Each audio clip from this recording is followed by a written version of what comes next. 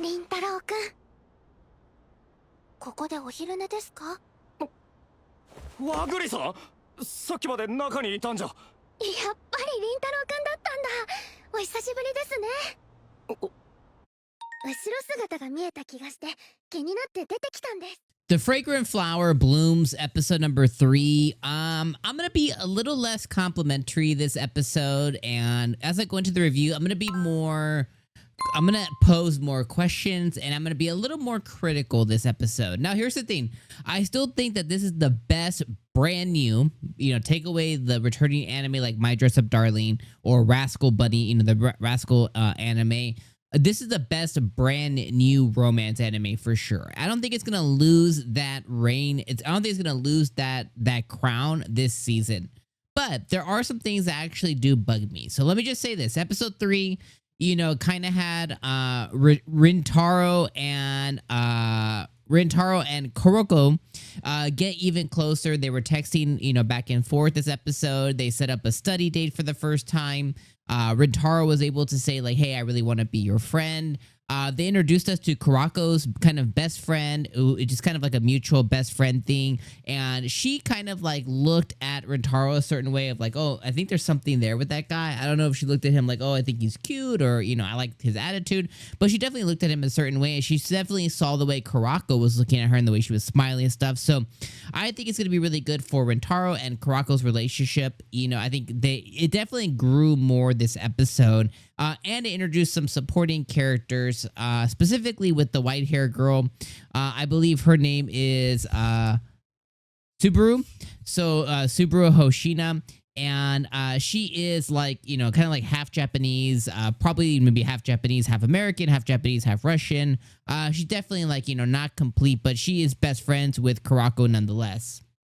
So I think what this episode established was Rintaro and Karako's relationship kind of increasing, getting closer, texting back and forth, going from like acquaintances to legitimate friends, setting up like a study date.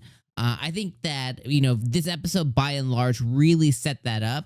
And it also set up that Rintaro is going to continue to he's going to continue to be in Karako's kind of like, he's going to be her D line, her defensive line. He's going to make sure that she's protected. And bro's like 6'3", 6'4", so there's no one that exudes more protection than a guy that is the 1% of the 1% of tall in Japan. So I think that's what this episode did really well. Now, I started this episode review saying I'm gonna be a little bit critical. Here's a couple of different things. First off, this is a slow burn anime. This is a slow burn romance, and when it comes to slow burn romance anime, they can tend, depending how slowly that wick is burning in the candle, they can tend to be boring.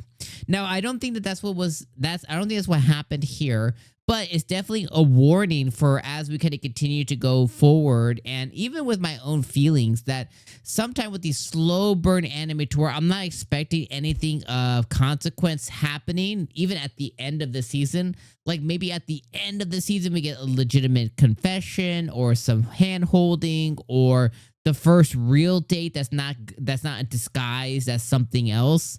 Like, one of them says like, hey, let's go out, I think that's basically what I'm looking for towards the end of the season. I think that this is going to be a really slow anime as they just navigate their feelings. Even this episode, even Rintaro's mom has called him out, but like, I can't believe that I raised such a dense son. But at the same point, it's like he's barely understanding that the feelings, this warmth and everything he's feeling is bro's in love. So he's going to take probably a few episodes to kind of realize that that's what these feelings are. But again, these slower episodes, these slower anime can tend to be boring. And I just kind of hope that this continues to navigate that fine line of boring and entertaining really well. And I don't know if it will, but I'm going to cross fingers. I think it will, but it's one of those things that it can get boring, and I really hope it doesn't. The second thing is the silly one. So if you want to just stop there, let me know your comments down below. I appreciate you guys being here. Episode number 3, I think was another 8 out of 10. I think it was a really solid episode. I appreciate you. Now here's one that is more nitpicky.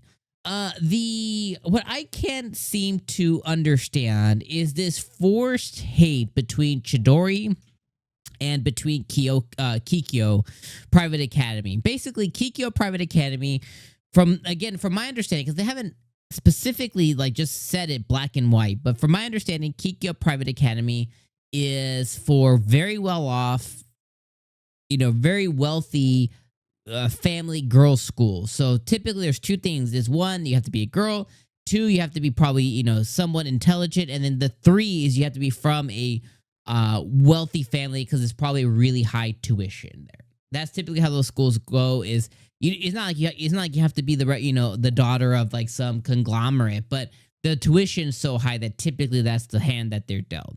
On the opposite side, Rintaro just goes to a public high school that just seems to be an all-boys public high school.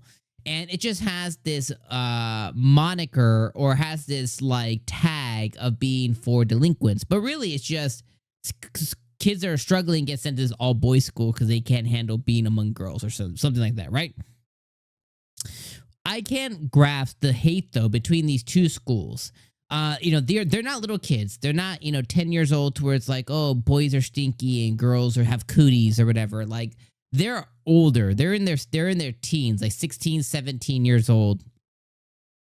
So I can't just, I'm struggling to understand this forced hate between the schools. It's really like a, boys smell and girls have cooties situation.